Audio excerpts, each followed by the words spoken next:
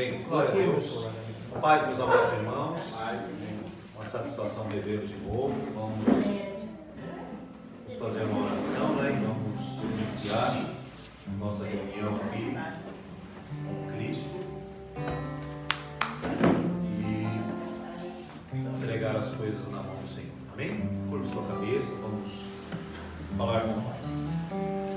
Pai querido e amado, nós te agradecemos, Pai, por mais esse momento que estamos reunidos, Pai, em família, estamos reunidos como igreja tua, Senhor. Eu peço que o teu Espírito Santo esteja nos visitando, a todos nós aqui, os menores aos maiores, que o teu Espírito possa estar nos revelando qual é a tua vontade, Senhor. Nós necessitamos, no momento que estamos vivendo, de estarmos sendo guiados pelo teu Espírito Santo, e por isso já desde o início nós invocamos a tua presença para que a nossa reunião se faça completa, Senhor. Porque nós podemos partilhar as nossas alegrias, as nossas conversas, mas nós viemos aqui para te adorar, para meditar e para refletir naquilo que o Senhor tem para falar conosco. Por isso é necessário que o teu Espírito nos conduza em tudo que vamos fazer essa noite, Pai. Nós já te agradecemos, meu Pai, por esse espaço que o Senhor já via de antemão, meu Deus, preparando. Obrigado, Senhor, por essa família que está nos recebendo, meu Pai. Obrigado, que eu peço ao Senhor que o Senhor continue derramando as tuas bênçãos sobre essa casa, sobre todos, meu Pai, que moram aqui, sobre todos os familiares. Que a tua graça, meu Pai, esteja sempre abundante, meu Pai, na vida de cada um. No nome de Jesus, nós queremos te louvar neste momento e engrandecer o teu nome, porque só o Senhor é digno de receber toda a honra e toda a glória. Essa é a nossa oração como igreja tua, no nome de Jesus, Pai. Amém. Amém. Glória a Deus. Vamos louvar o Senhor.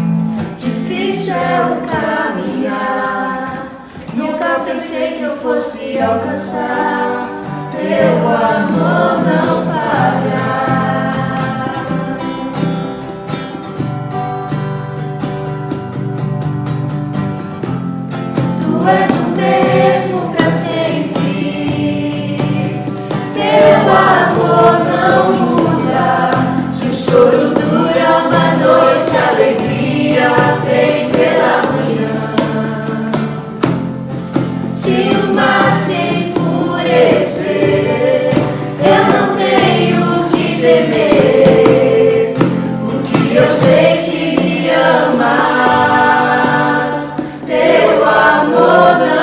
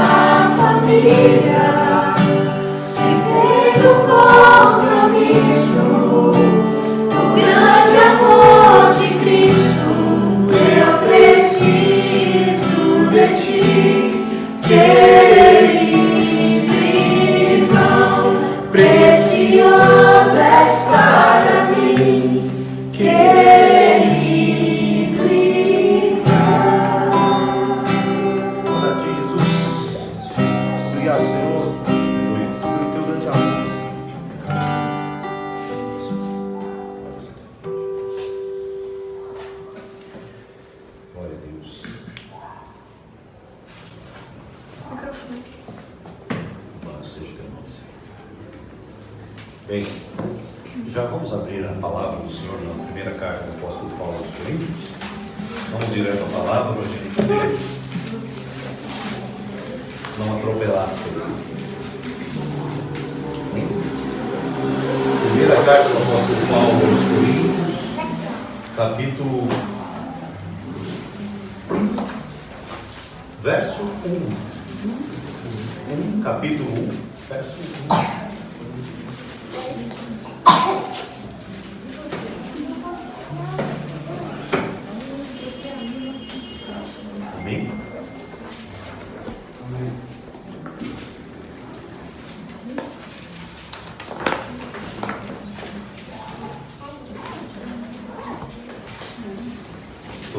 encontraram?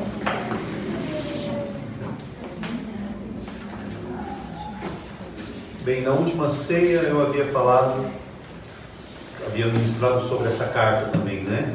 Foi no capítulo 11, nós falamos diretamente sobre a ceia, né? E eu queria dar continuidade, porque é sempre bom, pelo menos eu penso assim, né? Uma opinião minha. É sempre bom a gente refletir dentro daquele contexto que a gente já está acompanhando, lendo, porque a gente já consegue entender um pouco mais sobre aquilo que a carta está falando, né?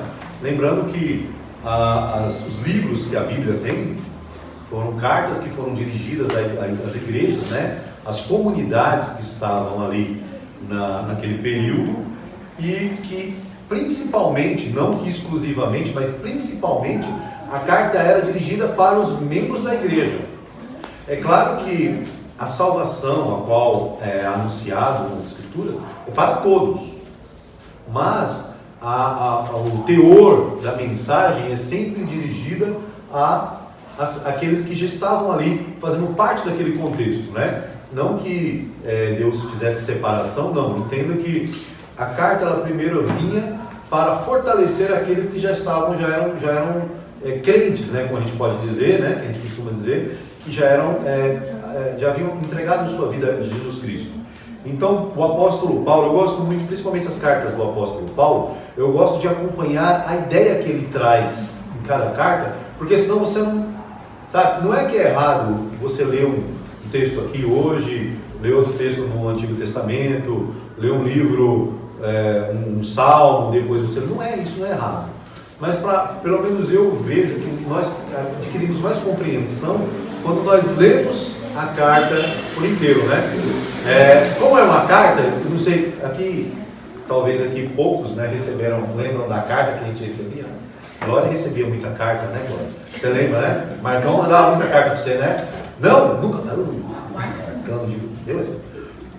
Quando a gente recebia uma carta, a gente começava a ler ela pelo começo, né? Para saber, porque chegava no final, se você fosse pegar pelo final, às vezes você tinha uma ideia errada do que a pessoa estava querendo falar na carta, né? Eu sou dessa época que a gente pegava, lia a carta, né? Agora é tudo digital, tudo. Mas antes você ficava, quando chegava, abria lá a caixinha do correio, você via que era uma carta, tinha até, dependendo da pessoa que mandava, você tinha até cuidado para abrir, né? Para não rasgar, tudo. E você começava a ler do começo, né?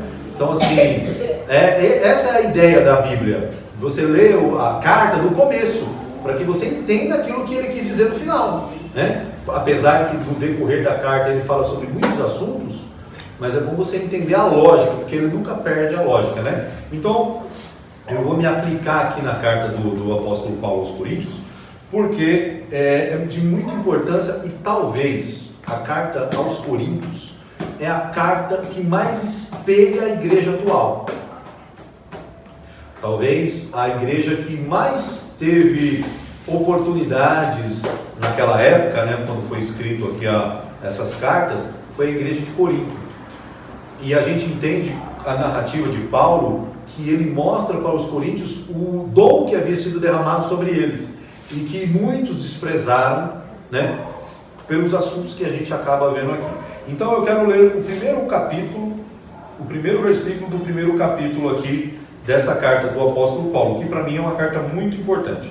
Diz assim: Paulo, chamado apóstolo de Jesus Cristo pela vontade de Deus, e o irmão Sóstenes, a igreja de Deus que está em Corinto, aos santificados em Cristo Jesus, chamados santos, com todos os que em todo lugar invocam o nome do nosso Senhor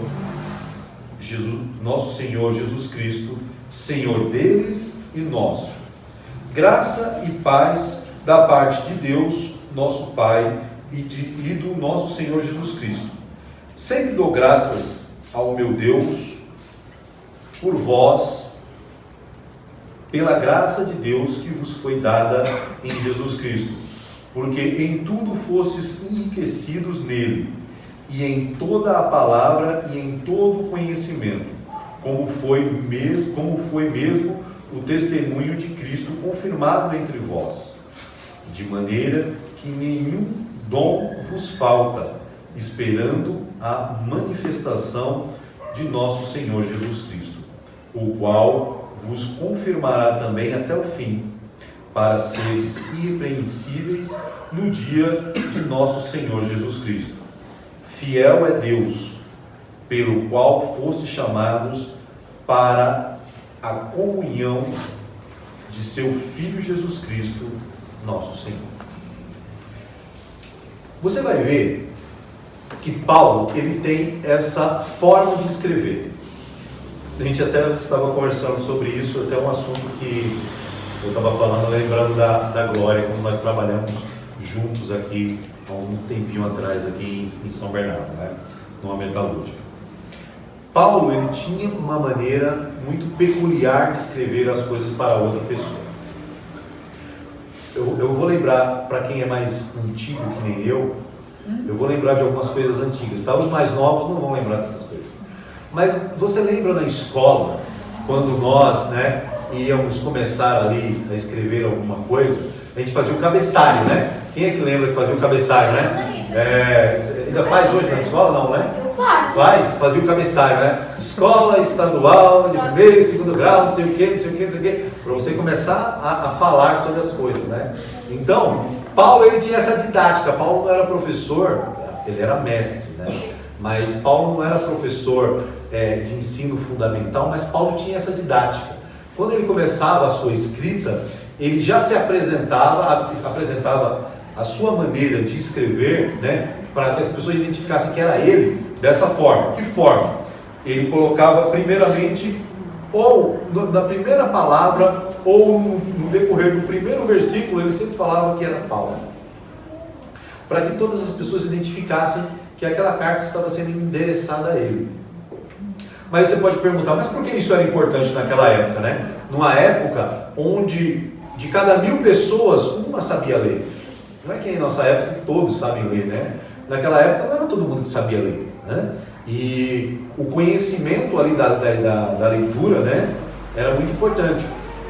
Era justamente para que a pessoa que estivesse lendo tivesse certeza de que essa carta havia sido endereçada por Paulo. Ah, mas outras pessoas não escreviam assim? Até escreviam, mas era raro, porque Paulo foi uma pessoa letrada, né? Paulo teve o privilégio de estudar, como nós lemos lá no livro de Atos. Paulo teve o privilégio de estudar, Paulo teve o privilégio de concluir o 2º grau, né? E foi para a faculdade e se formou. Por isso que Paulo fala com uma palavra tão difícil até hoje para a gente compreender. Paulo tem essa dificuldade. Então, Paulo, ele já apresenta no começo da sua narrativa que é ele que está escrevendo. E quem é ele, né? Ele costuma colocar ali, chamado apóstolo de Jesus Cristo. Isso tinha um peso muito grande na narrativa. Por quê? Porque o apóstolo Paulo, lembra, quem aqui já leu o livro, pelo menos o livro de Atos, vai entender que Paulo não foi apóstolo chamado por Jesus Cristo. Os apóstolos que foram chamados por Jesus Cristo, né, que andaram com Jesus Cristo cerca de 3 anos e meio, vieram antes do apóstolo Paulo. O apóstolo Paulo, ele teve um chamado meio estranho, né? O chamado dele é, que nem a gente costuma dizer literalmente, né? Dizia muito no pessoal da roça, né? Caiu do cavalo, né? O apóstolo Paulo foi literalmente um homem que caiu do cavalo. E da maneira mais difícil, né? Porque ele estava enfrentando a igreja, ou perseguindo, melhor dizendo, a igreja de Cristo, e o próprio Cristo veio ao encontro dele e derrubou ele do cavalo.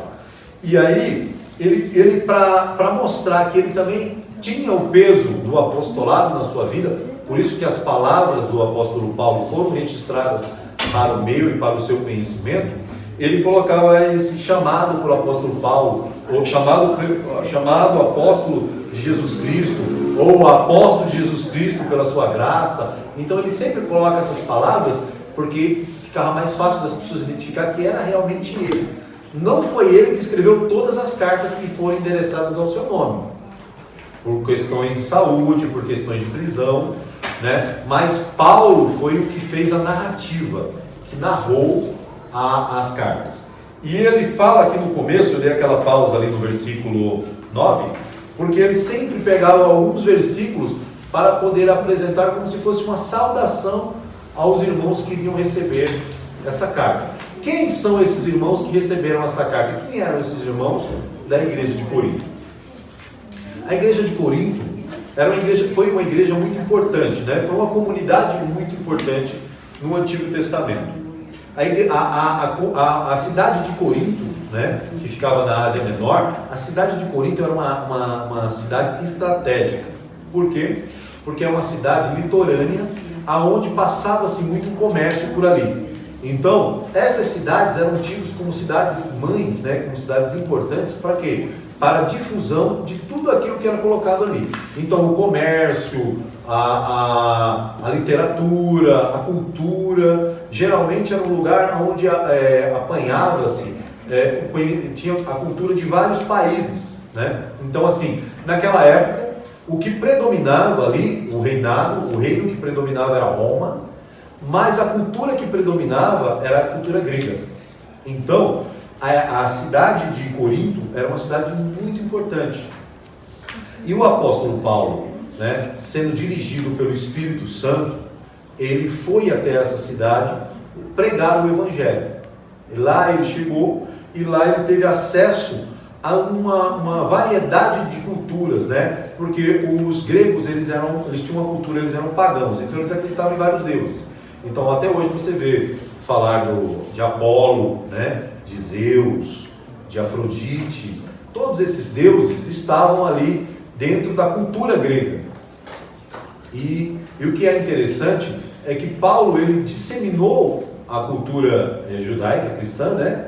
Que Paulo era judeu e ele estava levando como judeu a cultura cristã, que até naquele momento não era conhecida como cultura cristã ainda, né? Mas era uma nova doutrina que estava sendo levada a pessoas que tinham um prazer de aprender. Uma coisa interessante dos gregos aqui, e eu quero que você registre isso na sua cabeça, é que os gregos, eles tinham um desejo assim, de conhecer coisas novas. É por isso que a filosofia, todos aqui, né, já ouviram falar, alguns já devem ter estudado sobre filosofia, era o berço da filosofia. Por quê? Porque os gregos, eles gostavam de filosofar, né, de ficarem reunidos, como a gente aqui, debatendo assuntos. Então, uma pessoa chegava lá e falava sobre um assunto, e eles ficavam a tarde toda, 2, 3 dias, às vezes uma semana, ali naqueles lugares que eram próprios para os debates, conversando sobre essas coisas. E Paulo aproveitou, claro, sabendo que ali era um grande celeiro para se pregar o Evangelho, Paulo aproveitou e começou a lançar também para eles. Então, é costume, né? Aqui nós vamos ver nesse primeiro capítulo, que aos sábados, Paulo ia para esses lugares debater com essas pessoas, né? E elas tiveram ali o acesso ao conhecimento de Cristo, porque lembrando, o Evangelho, ele nasce de uma cultura judaica, né? E Israel era um pouquinho longe, era uma cultura diferente, mas como o Evangelho começa a se espalhar, começa a ter um crescimento, né, ali, não somente ali na região de Israel, mas nas outras regiões, Paulo, ele é o pioneiro, por isso que ele foi o apóstolo que mais pregou, porque ele foi o pioneiro em sair para levar para outras culturas. E como Paulo já tinha estudo, né, era letrado, Paulo ele acabou tendo uma facilidade para falar com os gregos sobre Cristo, né? Então, mas em todas as cartas de Paulo, você vai ver aqui, nos primeiros capítulos, essa apresentação. Ele fala aos irmãos, né, dizendo a eles da alegria que é levar aquela mensagem, a alegria que é comunicar a eles aquilo que ele havia aprendido de Cristo, porque como eu disse aqui, o apóstolo Paulo ele não foi chamado por Cristo pessoalmente, mas ele se tornou apóstolo depois, por causa da sua experiência e pela confirmação que ele teve diante de todos os outros apóstolos, de que realmente Cristo havia o chamado, né? Então, nesse momento, Paulo, ele inicia a sua narrativa e ele traz, aqui existe uma questão de que essa primeira carta que nós lemos, primeira carta aos Coríntios, né, a igreja de Corinto, ela já é a segunda carta, porque nós vamos ver aqui que Paulo havia recebido uma carta com reclamações da comunidade. E Paulo, ele endereça essa primeira carta aqui que nós temos, que seria, no caso, a segunda carta, como uma resposta a esses problemas. E eu quero convidar vocês, a gente está lendo do versículo 10 em diante aqui, para que você entenda.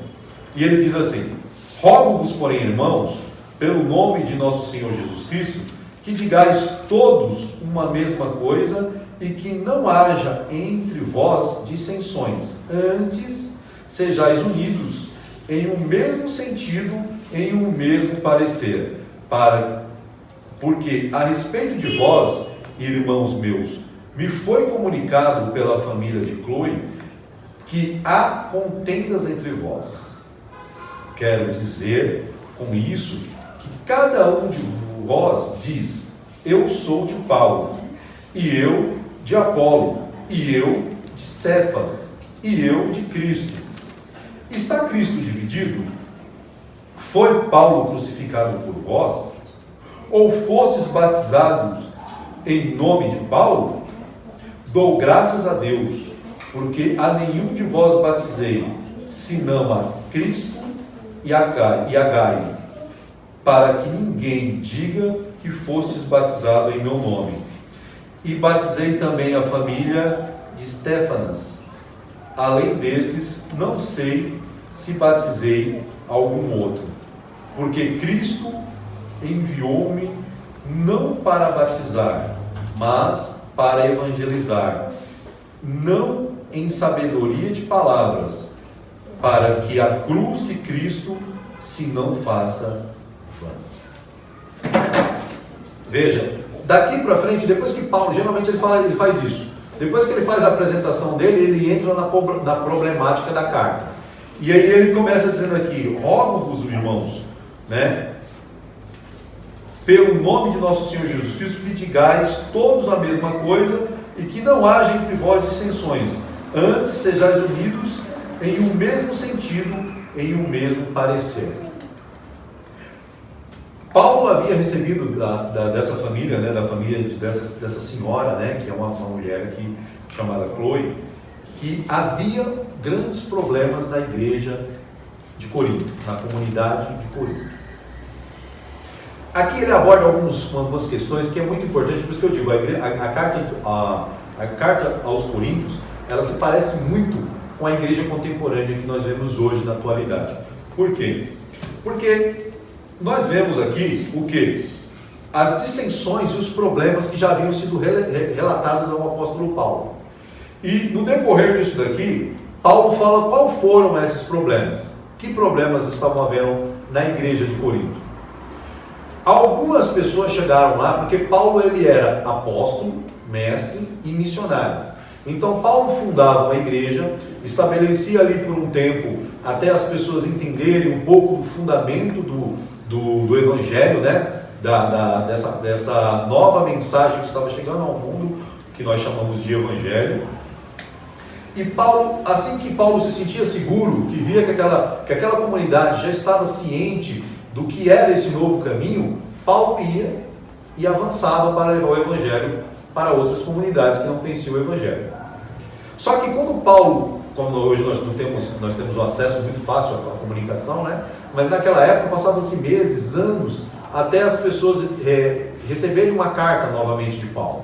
E aí Paulo recebe uma carta, os irmãos localizam Paulo, provavelmente Paulo aqui estava em outra comunidade em Efésios, e aí Paulo recebe essa carta dizendo que estava tendo uma dissensão, que alguns estavam dizendo que eles eram de Paulo, e outros estavam dizendo que eram de Apolo, e outros estavam dizendo que eram de Cefas. Cefas era Pedro, aqui o apóstolo Pedro, e que outros estavam dizendo que eram de Cristo. E aí Paulo traz a consciência deles, aquilo que ele havia dito antes aqui no começo, que o desejo dele, o desejo de nosso Senhor Jesus Cristo, é que nós tenhamos o quê? Comunhão. Foi o que foi dito no segundo louvor, né? Somos corpo. Isso é um louvor bíblico, né? Que nós chamamos o quê? Um louvor que ele fala sobre essa realidade, que Paulo sempre lutou para que todos vivessem em comunhão. É fácil? Não, não é fácil. Dizer que todos vivem em comunhão, que todos se amam, que todos, né, têm aquela alegria, não é. Isso não é a verdade. Eu lembro muito bem quando eu me converti. Quando eu me converti, eu congregava ali na igreja que ficava numa pracinha na Vila Gonçalves. Eu lembro muito bem. Todo domingo de manhã eu vinha de Santo André e eu vinha para o café dominical que a gente tinha, né? Era como é que era? Escola dominical. E eu achava aquilo maravilhoso. Veja só, uma pessoa que não conhecia o Evangelho, né? Como eu não conhecia o Evangelho, e eu vinha de um contexto familiar que não havia comunhão, nós não tínhamos comunhão. Então, quando eu encontrei o Evangelho, eu já vi logo essa identidade de comunhão. E quando eu comecei a ver as pessoas ali, todo mundo se reunia, né? Foi onde a gente começou a se conhecer. Eu conheci a família da Ionara, comecei a conhecer as outras pessoas, e eu falava assim, nossa, meu, mas o pessoal aqui é unido, né? O pessoal vive em comunhão mesmo, né? Olha, né? Todo mundo aqui, parece que existia aquele amor. Não era mentira. Não era mentira, existia mesmo, e existe mesmo, né? E é para existir. Quem entende a mensagem do Evangelho tem que ter comunhão, porque se não tiver comunhão com as outras pessoas, não tem comunhão com Cristo. Só que quando você é inserido naquela realidade, né? quando você entra naquela realidade, você começa a perceber que não é bem assim, que existe fofoca, que existe mentira, né? Que existe dissensão, que existe pessoas que não vão uma com a cara da outra. A princípio a gente fica meio chocado, né? Porque a gente está naquele que a gente costuma chamar de primeiro amor, e a gente acha que tudo é maravilhoso, né? Que tudo é lindo. Mas o Evangelho não é isso. É a gente que se engana. É a gente que cria essa identidade achando que tudo é bonito. A igreja de Cristo, ela tem problemas. E é o que eu sempre falo nas minhas mensagens. O mais bonito, o que mais me traz a certeza que essa palavra que eu estou ministrando é verdade, sabe o que é? É que ela não fala somente de coisas boas. Ela não fala somente que todo mundo tinha comunhão, que todo mundo partilhava o pão, como a gente lê no livro de Atos, que todo mundo era unido, que ninguém tinha necessidade nenhuma, não. A Bíblia aponta os erros também. E isso que eu acho maravilhoso do Evangelho de Cristo, é que mostra que nós somos seres humanos, sabe? Que hoje eu estou bem, mas amanhã eu posso estar mal, né? Que hoje eu posso estar aqui unido com vocês, mas amanhã eu posso tomar outro caminho. A Bíblia, ela não esconde esses problemas. E o que eu acho maravilhoso nas cartas de Paulo é que ele não escondia esses problemas. Então Paulo está falando aqui no início o quê? Que a igreja estava dividida. Olha só, tem gente que acha que a igreja é unida, né? Mas em muitos momentos a igreja vive dividida. Uns diziam que eram de Paulo, porque Paulo havia pregado o Evangelho para eles inicialmente. Então, eles se identificaram com Paulo, né? É normal isso daí, é normal você se identificar com um pregador. Às vezes, isso acontece muito na atualidade. As pessoas chegam hoje e falam assim, não gostei da tua igreja, eu vou para outra.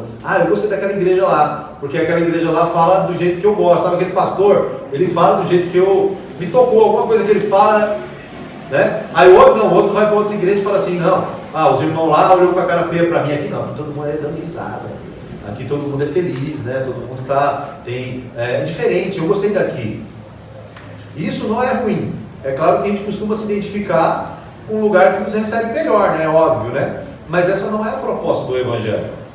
A proposta do Evangelho não é eu me identificar com o líder ou com o local, mas eu me identificar com Cristo.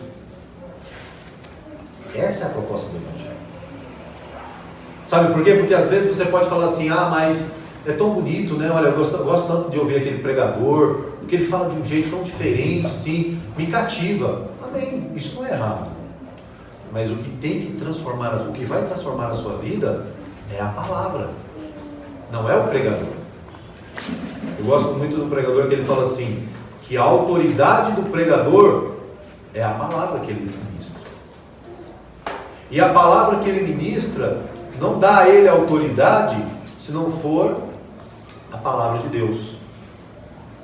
Porque o que a gente vê hoje em larga escala é as pessoas querendo agradar aos outros. Se eu quisesse hoje aqui agradar a vocês, eu teria preparado um sermão falando de coisas boas, que tudo iria dar certo, né? Que daqui para frente seria um mar de rosas, que com Cristo nada mais iria dar errado.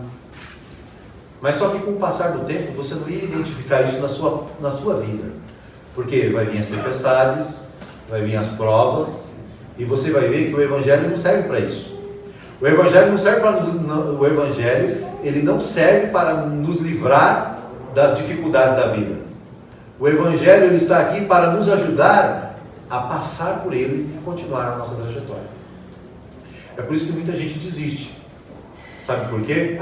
Porque elas são iludidas por um Evangelho que não existe. Porque as pessoas querem ouvir coisas boas. É claro, você não veio da sua casa hoje para ouvir coisas ruins, né? Para ouvir que o mundo está acabando, que está acontecendo uma guerra, que daqui a pouco vão soltar bomba aqui na nossa vizinhança. Você não veio para cá para ouvir isso. Mas o Evangelho, ele não oculta que essas dificuldades, esses problemas podem chegar a qualquer hora na nossa porta. O que o Evangelho nos dá é a certeza de que nós não estaremos sós quando essas coisas vierem. E aí Paulo fala aqui o quê? Que os irmãos estavam divididos dentro da igreja. Existiam 4 grupos. Um que era por Paulo, um que era por Apolo, um que era por Pedro e um que era por Cristo. Olha que interessante. Sendo que o Evangelho que foi pregado a eles foi o Evangelho de Cristo. Só que olha como é fácil a gente se distrair com as coisas. E aí Paulo, ele leva os irmãos à consciência de que nem Paulo, nem Apolo, nem Pedro é coisa nenhuma. Que o Evangelho que eles ouviram, que transformou a vida deles, é o Evangelho de Cristo. É esse Evangelho que pode sustentar você. Não o Evangelho da Igreja Aliança com Cristo, nem o Evangelho da Igreja Assembleia de Deus, nem o Evangelho da Igreja Batista, porque ele é o mesmo Evangelho. Ele só pode ser pregado de uma maneira diferente, mas o Evangelho é o mesmo. Porque é muito fácil a gente defender, né, a igreja que nós estamos, mas é muito difícil você defender o Evangelho que você serve. A gente vê as pessoas lutando muitas vezes pela placa da igreja, pelo time de futebol, pelo partido, por isso ou por aquilo, mas a gente não vê as pessoas lutando pelo Evangelho. Porque, a igreja ela passa, a igreja como instituição, estou dizendo, ela passa. O time de futebol passa, o partido passa, tudo vai passar, mas a palavra de Deus, ela permanece para sempre. É por isso que a minha defesa e a sua defesa não tem que ser por isso ou por aquilo, tem que ser por Cristo. Porque em Cristo, ele vai dizer aqui, todos nós somos iguais. E aqui os irmãos estavam dividindo, porque eles receberam o Evangelho de Paulo, mas daqui a pouco veio Pedro e pregou o mesmo Evangelho. Mas como Pedro tinha o jeito dele de pregar o Evangelho, o pessoal ficou meio identificado com Pedro. Apolo, como diz lá no livro de Atos, Apolo era um homem que tinha muito conhecimento, que nem o apóstolo Paulo. E algumas pessoas se identificaram com aquilo que o apóstolo Paulo falava. E aí ficaram do lado do apóstolo Paulo. E aí chega até Paulo, né? Chega a carta até Paulo dizendo assim: ó Paulo, o pessoal agora aqui está tudo dividido. É cada um por um. O pessoal está dizendo que foi batizado por você, ele fala assim: ninguém não batizei com ninguém. Eu batizei poucas pessoas porque eu não fui chamado para batizar. Eu fui chamado para evangelizar. E aí ele continua aqui. Continua comigo aqui no versículo 18. Porque a palavra da cruz é loucura para os que perecem, mas para nós que somos salvos é o poder de Deus. Porque está escrito: destruirei a sabedoria dos sábios e aniquilarei a inteligência dos inteligentes. Onde está o sábio? Onde está o sábio? Onde está o escriba? Onde está o inquiridor deste século? Porventura, não tornou Deus louca a sabedoria deste mundo? Visto como, na sabedoria de Deus, o mundo não conheceu a Deus pela sua sabedoria. Aprove a Deus salvar os crentes pela loucura da pregação, porque os judeus pedem sinal e os gregos buscam sabedoria. Paulo fala para os ouvintes aqui da igreja: Deus não usa a sabedoria humana para convencer o homem de que ele está perdido, mas essa sabedoria ela vem do alto para mostrar para o homem que ele necessita da redenção. E aí Paulo fala aqui, porque a palavra da cruz é loucura. Por quê? Porque quando eles estavam ali, já envolvidos em outras questões, eles já não lembravam mais que a palavra que havia sido pregado e a qual eles haviam se convertido tinha sido a mensagem da cruz.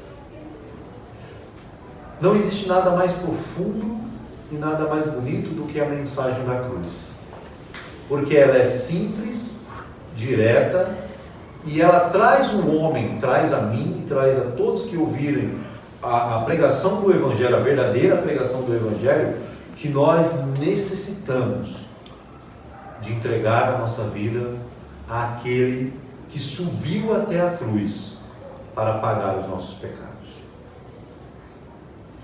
Infelizmente, que Paulo diz aqui no versículo 18, infelizmente é uma loucura para as pessoas acreditarem que só é isso que a pessoa tem que fazer. E é só isso mesmo. Para que eu e você sejamos salvos, nós não precisamos de mais compreensão além daquilo que já foi dita na cruz, que Jesus Cristo morreu pelos nossos pecados e foi sepultado e ao terceiro dia ressuscitou, para que eu e você pudéssemos ter a oportunidade da vida eterna. Você quer uma coisa mais simples do que essa? Mas para a igreja de Corinto era difícil, porque como eu falei, eles estavam envolvidos no meio filosófico, no meio místico, e aí eles ficavam pensando: ah não, esse Deus é muito fraco. Mas por quê? Porque vai morre na cruz e salva todo mundo. Mas essa foi a proposta de Deus.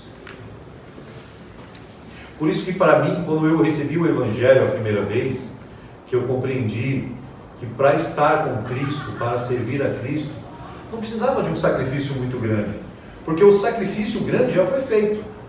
Precisava somente que eu aceitasse esse sacrifício e seguisse dali para frente, obedecendo aquilo que Ele me pediu. É por isso que as pessoas às vezes olham assim e falam assim: mas é loucura isso que vocês dizem, né? Que vocês vão morar no céu porque vocês aceitaram Jesus Cristo. Mas é verdade. Ele prometeu.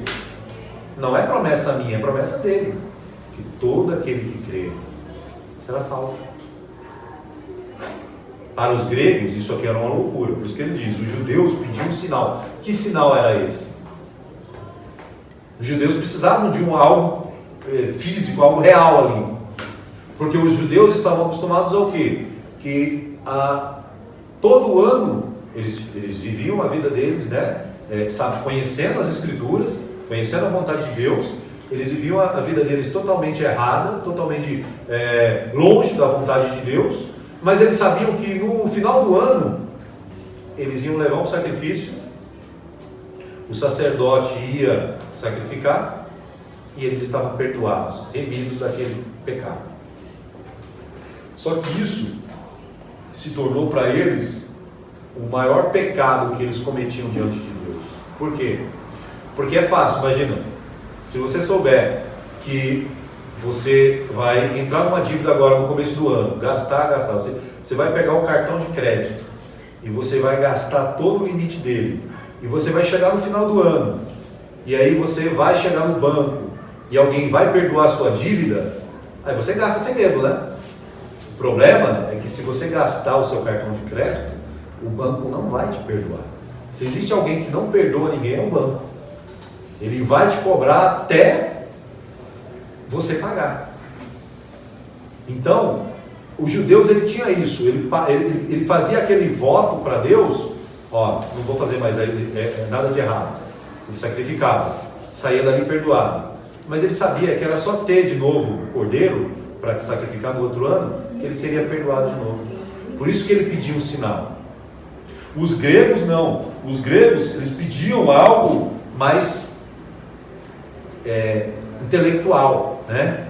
Eles pediam a razão. Mas como assim? Mas o que você está pregando? Esse Cristo, ele tem poder para me perdoar? Mas como assim? E aí Paulo diz, é porque Deus, ele trouxe ao mundo uma mensagem simples para que todos pudessem compreender que a salvação, ela é para todos. É por isso que quando no último dia do julgamento, quando nós todos fomos julgados, ninguém vai ter desculpa, porque eu tive a mesma oportunidade que você teve. Aí você fala assim, não, mas eu não conheço tanto a Bíblia como você conhece, mas não precisa conhecer. Você precisa compreender que um homem justo veio a esse mundo e que pagou com a própria vida aquilo que você estava devendo para Deus. E agora ele te deu a oportunidade de você se tornar novamente filho de Deus e morar com Ele eternamente. Mas só que para a igreja de Coríntios, isso já era uma coisa que estava contaminada. Por quê? Porque as pessoas que estavam ali, elas já não estavam mais acreditando nesse simples evangelho que você está ouvindo aqui. Você acredita que se você entregar a sua vida a Jesus Cristo e seguir aquilo que Ele faz, você acredita que por esse simples ato você será salvo? Você acredita nisso? É por isso que o Evangelho chegou até você. Porque Deus viu que no seu coração essa simples mensagem seria aceita. Uma vez eu vi um pregador falando assim: se você leva o Evangelho para países onde as pessoas têm pouca cultura, a maioria das pessoas aceita. Por quê? Porque para elas é uma novidade e para muitas delas, às vezes, o Evangelho ele vem envolto em ajuda humanitária, né? E aí a pessoa acaba aceitando, né? É óbvio, você está passando por necessidade, alguém que chega te ajudando e te levando uma palavra, é claro que você vai aceitar, né? Pelo menos pela consciência.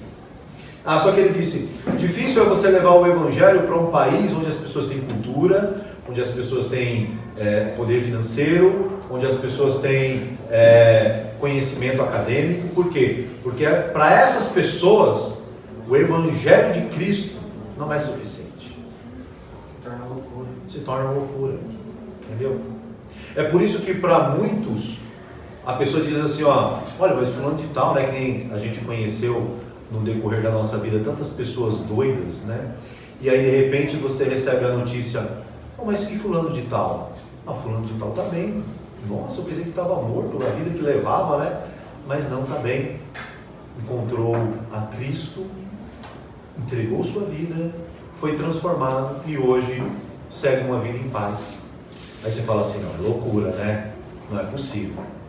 Quantas não foram as pessoas que a gente sabia que o destino dela seria a morte, né? Por causa da vida que ela havia escolhido, e nós somos surpreendidos porque a mensagem que chegou até elas transformou a vida delas. Eu não sei se você conhece alguém assim. Se você não conhece, eu era essa pessoa. Eu era essa pessoa. Eu não era para estar mais vivo aqui. A vida que eu levava estava me levando para um abismo que ia culminar na minha morte. E eu sabendo do caminho, porque nós temos consciência, né? Por mais que a gente ache que não, mas eu não conheço o Evangelho, não, mas a gente tem consciência. A gente sabe que a gente está fazendo as coisas erradas. E eu sabia que aquele caminho que eu estava indo, mesmo sem conhecer o Evangelho, ia me levar à morte. Sabe por quê? Porque a maioria dos meus amigos já havia morrido e haviam trilhado o mesmo caminho. E eu era o próximo. Foi aí onde a graça de Deus me encontrou e me deu a oportunidade de olhar para um outro lado, um lado que eu não conhecia, que era o lado da graça. Os irmãos de Coríntios aqui, eles tinham tanta capacidade intelectual, eles tinham tanto conhecimento, tinham tanto poder financeiro, porque a igreja de Corinto, no contexto das comunidades que haviam naquela época, era a igreja mais rica, era a igreja que tinha mais poder financeiro. E por isso, ela tinha tanta dificuldade de compreender o evangelho tão simples. É por isso que quando Paulo levou a carta à igreja de Coríntios, você pode ver que essa primeira, que nós chamamos agora de primeira carta, Paulo exorta tanto eles, porque eles estavam fazendo coisas que eram incompreensíveis até para pessoas que não conheciam o evangelho. Se você ler a carta, não sei se você já leu toda a carta, você vai ver que coisas absurdas eles estavam fazendo e se dizendo crentes, né? É o que a gente vê hoje. A pessoa, você olha muitas vezes para as pessoas, elas falam, não, mas eu sou crente, né? Eu sigo Jesus Cristo, mas às vezes você olha para a vida dela e você não vê nada disso. É por isso que a gente não precisa dizer, a gente precisa viver. É por isso que a maior pregação que um cristão faz na sua vida é viver o evangelho. Não é pregar o evangelho. Porque pregar o evangelho é fácil. Difícil é viver o evangelho. E o apóstolo Paulo aqui, ele já começa nessa primeira carta, nesse primeiro capítulo, dizendo isso, né? Que para o mundo isso é uma loucura. Mas Deus quis dessa forma, para que os loucos viessem e os sábios ficassem de longe. Não que Deus não quisesse que os sábios fossem salvos, não. Mas o sábio não queria ser salvo. É o que muitas vezes você vê aí fora. Você vai pregar o evangelho, a pessoa fala assim, não, mas não preciso desse Jesus Cristo. Eu consigo cuidar da minha vida. O problema é que você não consegue pagar o preço pela sua salvação. Eu não consigo pagar o preço pela minha salvação. Por isso que eu tenho que aceitar esse evangelho. Porque só o autor dessas palavras conseguiu pagar. Por isso que Paulo insiste aqui em dizer a eles que a pregação do evangelho para os judeus, né, que pedem o sinal, e os gregos que buscam sabedoria, era uma loucura. E ele continua aqui no versículo 23. Mas nós pregamos a Cristo crucificado, que é escândalo para os judeus e loucura para os gregos. Escândalo para os judeus, porque os judeus acreditavam que o Cristo que viria, né, porque Israel até hoje espera pelo Cristo, acreditava que esse Cristo que viria seria um ditador, que ele iria colocar Israel novamente no topo das nações e ia reger com vara de ferro, como é a profecia que foi profetizada acerca do Cristo. Só que antes desse Cristo voltar, que ele vai voltar, ele veio ao mundo simples, humilde, para que o homem compreendesse que este evangelho, que Deus ele é dessa maneira. Para os judeus aqui, o Cristo estar crucificado, ou ter sido crucificado, era um escândalo. Porque eles não queriam acreditar num Cristo que poderia ser pego pela mão dos homens, levado até uma cruz e crucificado e morto. Só que nessa carta aqui existe um capítulo que fala sobre a conclusão dessa obra, que é o capítulo 15, que fala sobre a ressurreição. Se Cristo tivesse sido crucificado na cruz e morrido, e não tivesse ressuscitado, realmente, esse Cristo que nós estaríamos falando hoje, aqui essa noite, não teria peso nenhum, para mim e para você. Ele não poderia transformar nada, porque morto não salva morto, mas vivo salva. Por que eu creio em Cristo? Porque ele não está morto. E porque todos aqueles que entregam a sua vida a Cristo não precisam ter medo, porque ele não está morto. Porque os outros deuses, as outras religiões, elas pregam também a salvação, a iluminação, né? a vida eterna. mas só que pregam através de uma pessoa que está morta. Se a pessoa não conseguiu ressuscitar, como é que ela vai me ressuscitar? Né? Se ela não conseguiu se salvar da cruz, como é que ela vai me salvar dos meus pecados? Essa é a lógica do judeu, sabe? O judeu ele pensa, mas se ele morreu na cruz, como é que ele vai salvar a mim? Não pode. Só que Cristo ressuscitou. E aos gregos, né? E para os gregos, eles não compreendem esse poder que vem. Por quê? Porque a sabedoria do homem é limitada. Não adianta você querer compreender o Evangelho através do seu conhecimento. Não adianta você estudar e querer compreender o Evangelho. Você tem que se entregar ao Evangelho. O Evangelho tem que fazer parte da sua vida para que ele te transforme de dentro para fora. Não adianta você querer ter razão naquilo que está escrito, sendo que você não conhece a essência. E a essência só vem depois que o homem se entrega a Cristo. É por isso que muita gente luta e desiste do Evangelho. Sabe por quê? Porque ela quer compreender aqui. Sendo que Deus, Ele mora aqui. A morada que Ele faz não é no nosso entendimento. Apesar que Paulo ele fala na carta aos Romanos, no capítulo 12, que o nosso culto a Deus ele tem que ser racional. Você tem que compreender aquilo que você está fazendo para Deus. Porque senão se torna uma coisa insana, né? Uma loucura. Mas o que Paulo está dizendo aqui para os irmãos de Corinto é que Deus ele tem que habitar no homem para que o homem sinta e seja transformado. Porque você pode aqui questionar muitas coisas a respeito do Evangelho, mas você só vai conhecer quando você se entregar. É por isso que as pessoas se transformam e elas têm uma vida nova a partir do momento que elas entregam a vida a Cristo. Por quê? Porque o Evangelho tem esse poder. O Evangelho me transformou. E eu tenho certeza que ele tem poder para transformar qualquer pessoa. Eu não era a pior pessoa do mundo, mas eu também não era a melhor. Mas o Evangelho me transformou. E Paulo, ele continua aqui no versículo 24.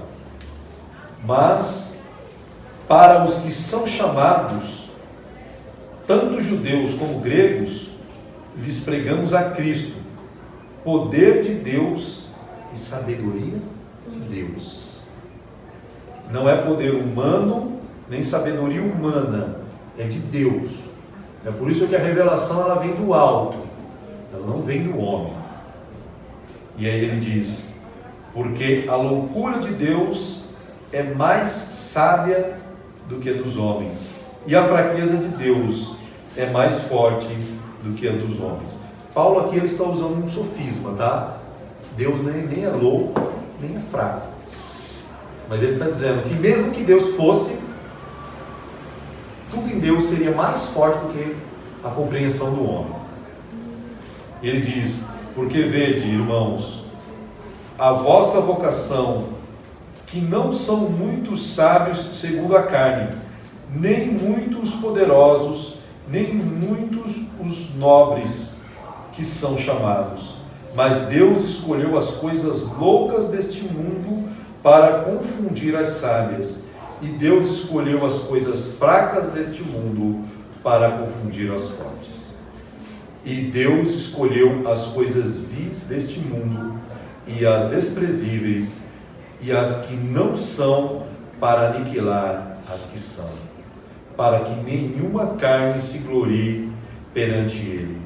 Mas vós sois dele, em Cristo, em Jesus Cristo, o qual para nós foi feito por Deus sabedoria e justiça e santificação e redenção, para que, como está escrito, aquele que se glorie, glorie-se no Senhor. Se você ler com atenção essa primeira carta do apóstolo Paulo aos Coríntios, você vai ver essa narrativa, que ele fala sobre a justificação, a sabedoria, a justificação, a santificação e a redenção.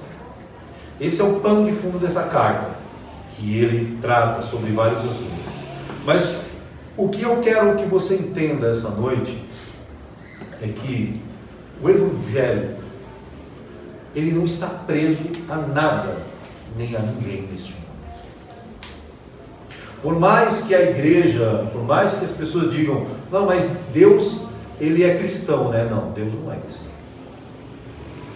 Deus é judeu? Deus não é judeu.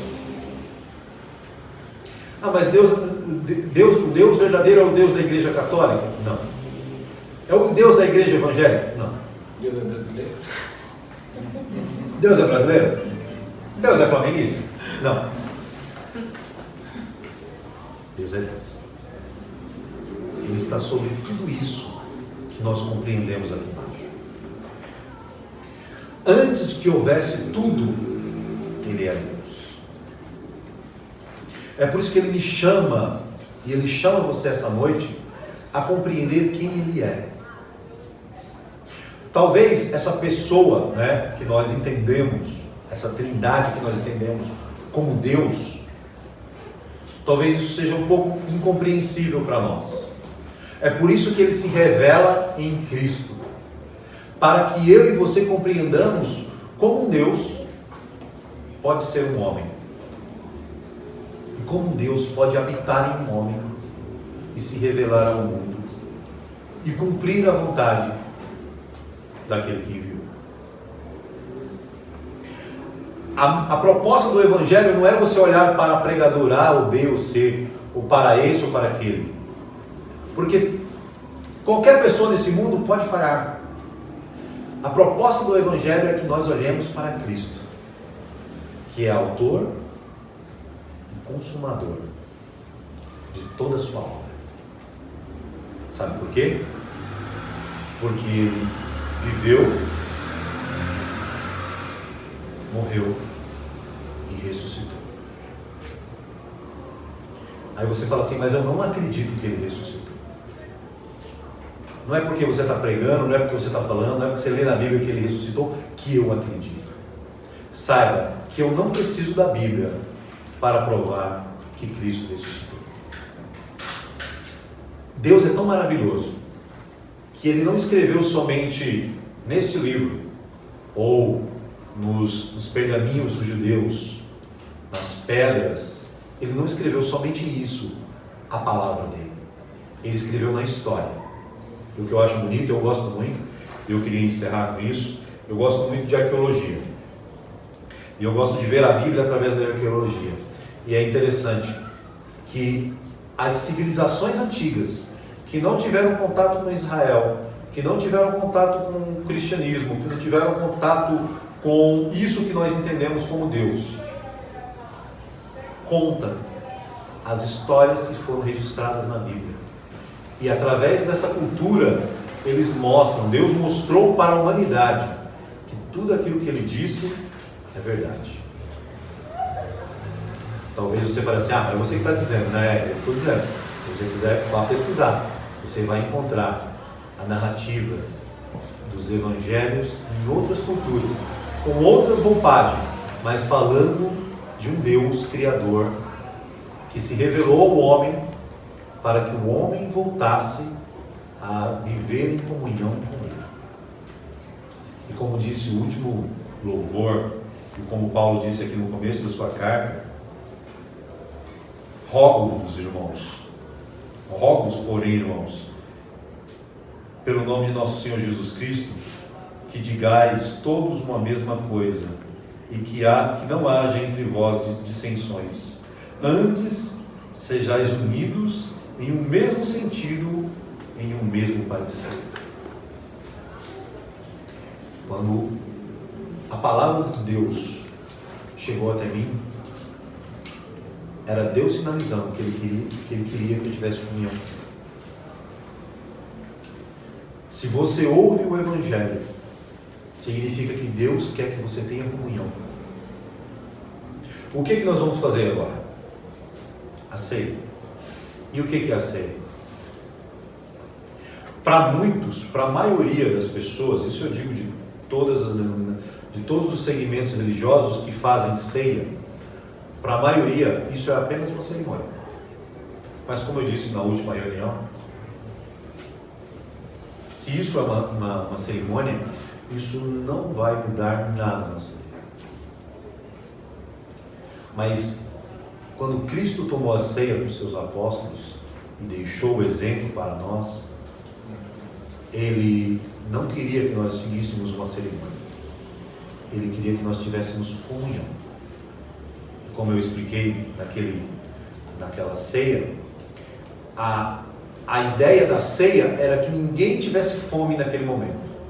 Porque, como eu disse, muitas pessoas vinham de longe, e quando as pessoas chegavam, como foi aqui na igreja de Corinto, as pessoas comiam e bebiam, e quando as pessoas chegavam de longe para ceiar, né, cristãos que chegavam para ter comunhão, não somente a comunhão física, mas a comunhão espiritual, eles não tinham o que comer.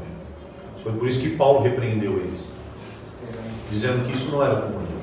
Que a verdadeira ceia não é eu tomar agora, eu pegar o pão e o cálice e tomar e me sentir satisfeito porque eu tomei a ceia com o Senhor. Não. Porque antes disso, eu preciso saber que eu estou no mundo físico, que existem pessoas físicas e também tem necessidades. Isso é a ceia do Senhor. E essa é a comunhão que Cristo dirigiu à igreja e que os apóstolos, como o apóstolo Paulo aqui, pede que eu e você tenhamos. Comunhão não é estar junto. Comunhão é viver no mesmo propósito, é viver no mesmo sentido. Eu e você, a partir do momento que nós entendemos o que é isso, nós temos comunhão verdadeira. Como eu disse, a igreja ela tem muitos problemas. Não se iluda com a igreja. A igreja não é um mar de rosas. É por isso que nós estamos aqui reunidos em nome de Cristo. Amém? Que esse evangelho, por ser tão simples, nunca mude a sua razão. Nunca queira algo além do que é isso, do que é o evangelho. Sabe por quê? Porque só no evangelho, o apóstolo Paulo diz isso na carta aos Romanos, no capítulo 1, versículo 17. Ele diz: porque eu não me envergonho do evangelho de Cristo, porque é o poder de Deus para a salvação de todo aquele que crê. Só há salvação através de Cristo. E nós só compreendemos através dos evangelhos, através da palavra de Deus. Que essa mensagem fique no seu coração. Por ser tão simples, talvez ela se torne louca, mas é isso. Se você se tornar louco para o mundo por acreditar no evangelho, naquele dia você irá morar com Cristo. Esse é o meu desejo. Espero que seja o seu também. Amém? Era essa palavra que eu tinha a ministrar. E nós vou orar e nós vamos fazer a ceia. Lembre-se sempre, quando você estiver tomando essa ceia, que o mundo precisa conhecer esse evangelho. Porque, como o apóstolo Paulo disse no capítulo 11 dessa mesma carta, ele disse: porque quando comerdes e beberdes, anunciar até que ele venha. Se Cristo não veio ainda, é porque nós precisamos anunciar. Sabe, quando eles estavam louvando aqui, uma coisa me veio ao coração. Há anos atrás eu conheci a Glória. Olha que isso que eu acho maravilhoso no Evangelho. Há anos atrás eu conheci a Glória do trabalho. Foi a primeira vez que a gente... Não, acho que a Glória a gente se viu no meu casamento. Acho que você foi no meu casamento, foi? Foi. Mas não tinha contato com a Glória, né? A gente não conhecia. Eu conhecia a Ivani, conhecia a Marlene, mas não conhecia a Glória. Aí eu fui conhecer a Glória lá no trabalho. Aí a gente se conheceu, foi trabalhando junto, né? Foi se conhecendo. E eu acho maravilhoso isso. Hoje, eu tenho a alegria de encontrar a Glória aqui numa reunião. Sabe o que isso significa para mim?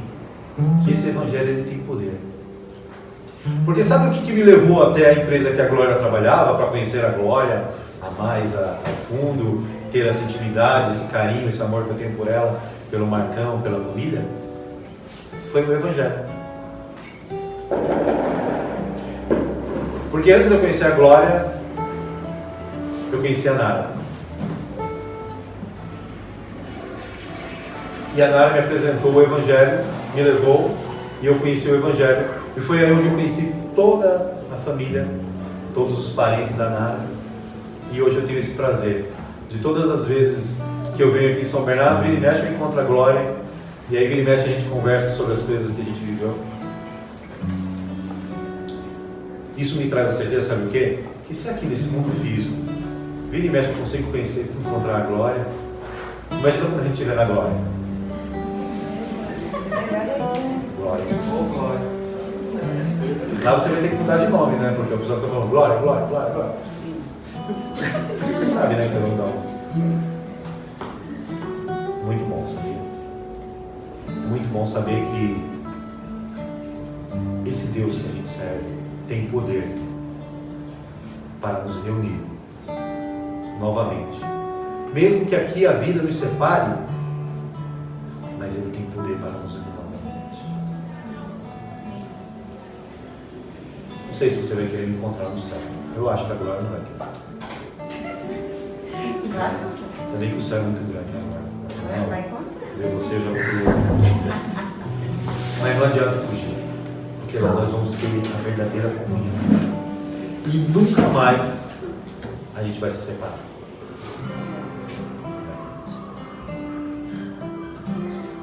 Falo isso com muita alegria, porque eu sei que esse amor só poderia existir no meu coração para com a Glória e para com vocês, porque Cristo me amou.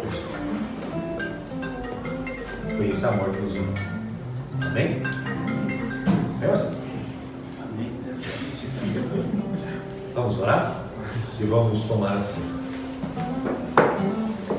Senhor, obrigado, Pai,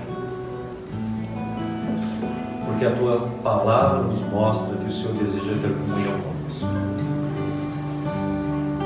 E a Tua palavra nos ensina que esse é o prazer de estarmos com essa comunhão, de estarmos juntos. É que o Senhor habita onde há comunhão. Talvez a gente não tenha sentido, ou talvez a gente não tenha percebido, mas o Senhor está com a gente. O Senhor está no nosso meio, e o Senhor tem olhado aos nossos corações e visto qual é o nosso desejo para contigo. Eu espero que todos nós venhamos ter esse desejo de estar unidos com o Senhor, de ter essa comunhão verdadeira, de poder saber que daqui para frente o Senhor está do nosso lado, porque foi promessa tua, que o Senhor estaria conosco até a consumação do século. Por isso eu te agradeço, Pai.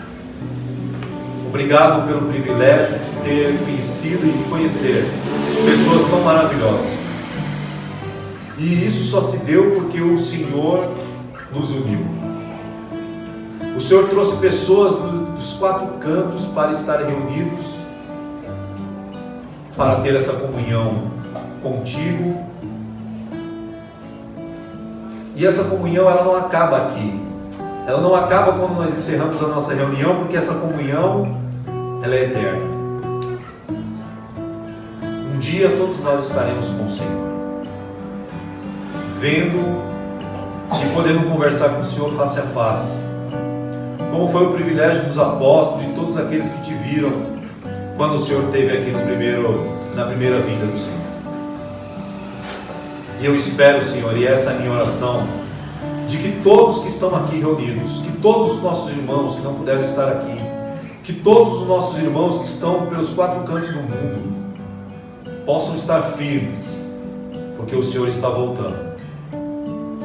Em breve todos nós iremos ver o Senhor, porque essa foi a tua promessa, que o Senhor voltaria para nos encontrar. E naquele dia nós iremos perceber como somos amados.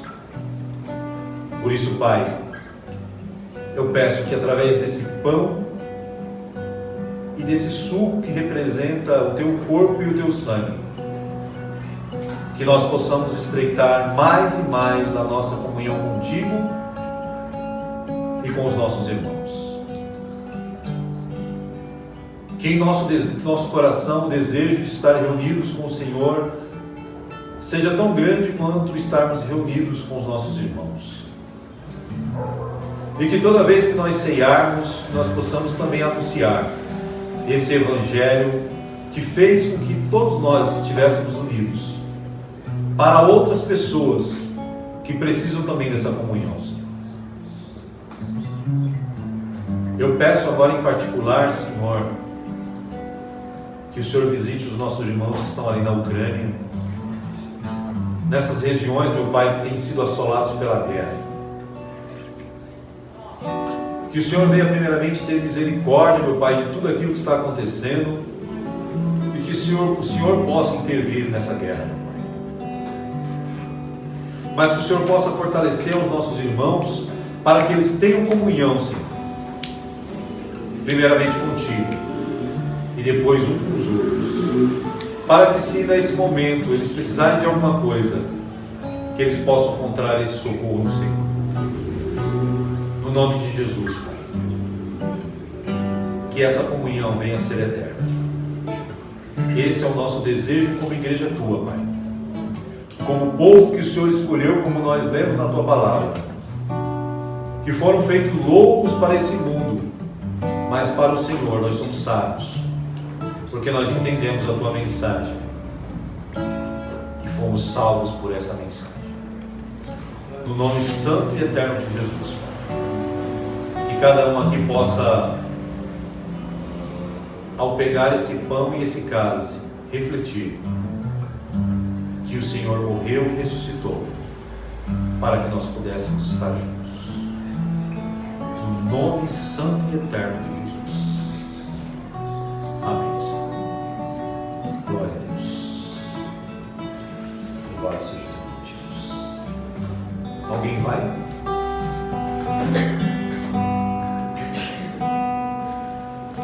Amém, irmão.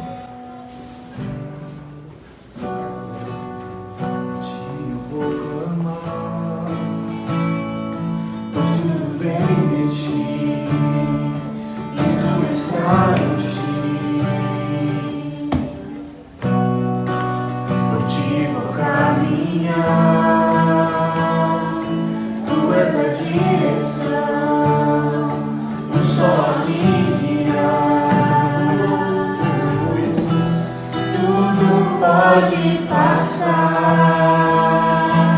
teu amor jamais me deixará.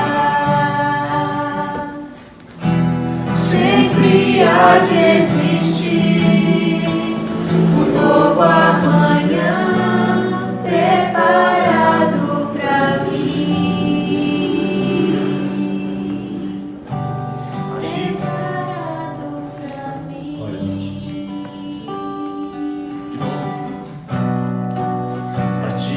Vou clamar, pois tudo vem de ti, tudo está em ti, e tu está em ti.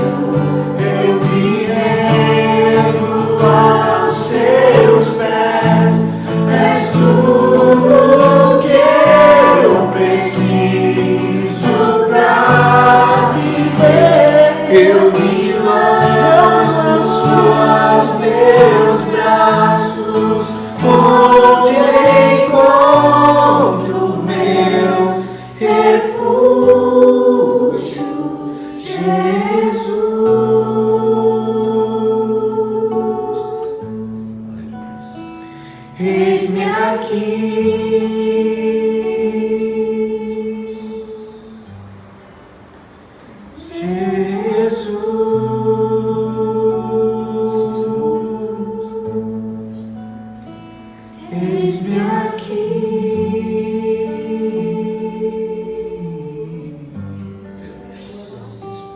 Glórias a ti, Senhor Jesus.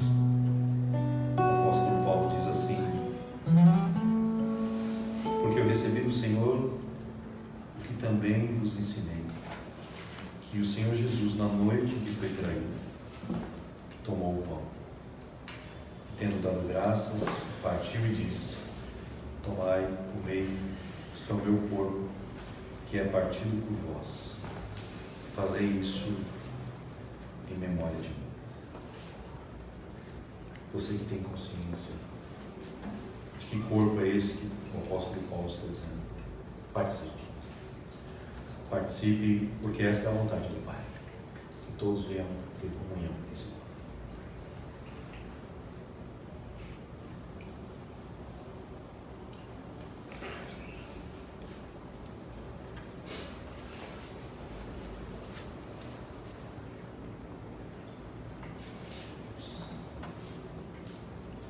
Semelhantemente também, depois de cear, tomou o cálice, dizendo: este cálice é um novo testamento no meu sangue.